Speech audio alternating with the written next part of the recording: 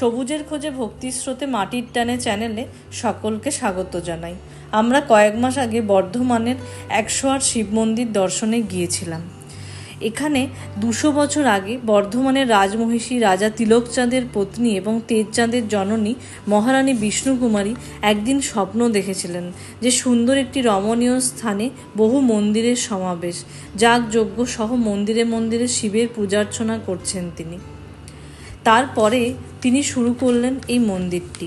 নির্মাণ কার্য শুরু হয়েছিল 1788 খ্রিস্টাব্দে এবং নির্মাণ কার্য শেষ করেন 1790 খ্রিস্টাব্দে। এই মন্দিরে 108 শিব মন্দিরে কালো কোষ্ঠী পাথরের শিবলিঙ্গ বিরাজ করছেন।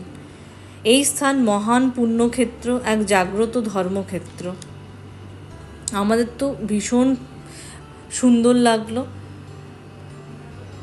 এত আধ্যাত্মিক চেতনা এখানে যে ওখান থেকে আসতেই ইচ্ছে করছিল না।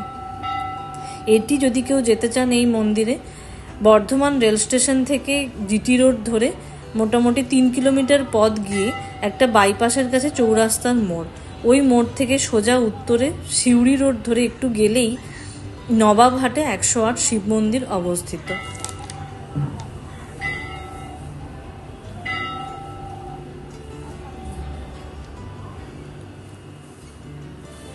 এটি বর্ধমান রাজপরিবারের একটা অবিস্মরণীয় কীর্তি।